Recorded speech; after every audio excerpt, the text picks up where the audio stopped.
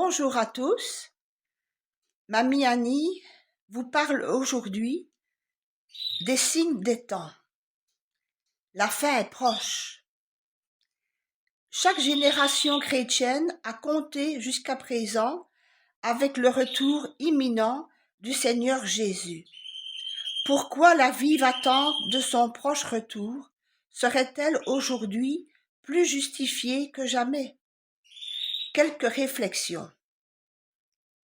Si je devais écrire un scénario sur les événements prédits par la Bible pour la fin des temps, je ne pourrais pas trouver d'expression plus pertinente pour écrire l'évolution de notre monde actuel. Tout ce qui se passe autour de nous s'intègre étonnamment bien dans le cadre prophétique donné par la Bible pour la fin des siècles. Je ne me rappelle aucun autre événement important devant survenir en préparation ces derniers temps dont les contours ne se dessinent pas encore. Il faut donc être réaliste et se dire combien de temps ça peut durer encore avant que tout n'explose. On objectera, il y a toujours eu des temps difficiles au cours de l'histoire du monde. Deux raisons me font penser que la situation est différente aujourd'hui.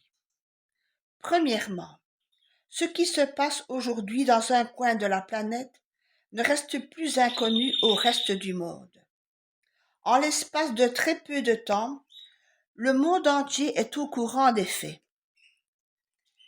Et ce qui arrive en un lieu donné a presque instantanément des répercussions sur une autre partie du monde. Les conséquences des événements augmentent de manière exponentielle dans le monde d'aujourd'hui.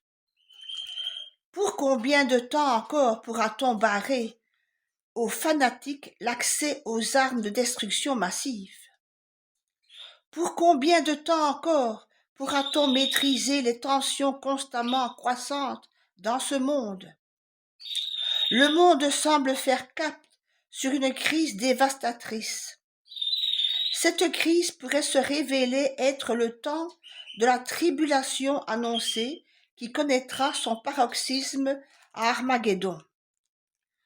Deuxièmement, à aucun autre moment de l'histoire, on n'a pu observer comme maintenant que tous les signes annoncés devenaient visibles.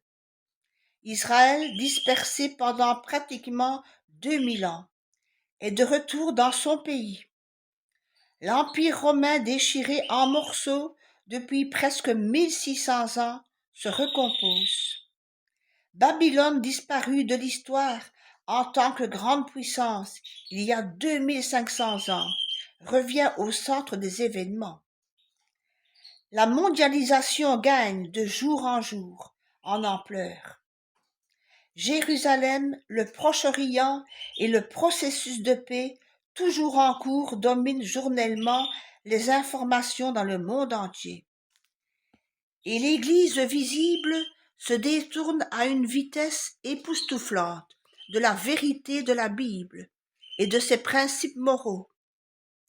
Je pense que nous vivons un temps très spécial, dont les événements font pressentir la fin. On voit se dessiner les ombres des événements futurs. Mais malheureusement, la plupart des gens d'aujourd'hui n'ont pas conscience de ce qui se passe. Dans son livre grandiose World Aflame, Un monde en flammes, Billy Graham décrivit le contentement béat de notre époque. Une caractéristique d'une culture décadente est que l'homme de la rue n'est pas conscient de ce qui se passe. Seul celui qui reconnaît les signes de la décadence pose des questions auxquelles il n'y a pas encore de réponse. Le citoyen moyen se complaît dans sa situation, insouciant comme un petit poisson d'argent dans son carton rempli de magazines obsolètes sur l'histoire du monde. Il ne pose pas de questions, parce que les prestations sociales du gouvernement lui donne un faux sentiment de sécurité. C'est ça, son problème et sa tragédie. L'homme moderne est devenu spectateur des événements de ce monde qu'il suit, avec détachement à la télévision.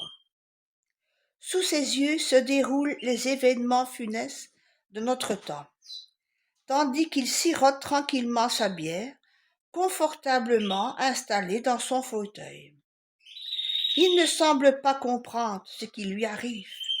Il ne voit pas que le monde est en flammes et qu'il brûlera avec lui.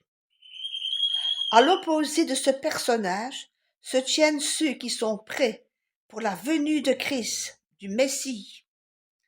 Il y a des personnes qui comprennent les signes des événements funestes de notre monde et qui se laissent sauver par Jésus-Christ, Yeshua.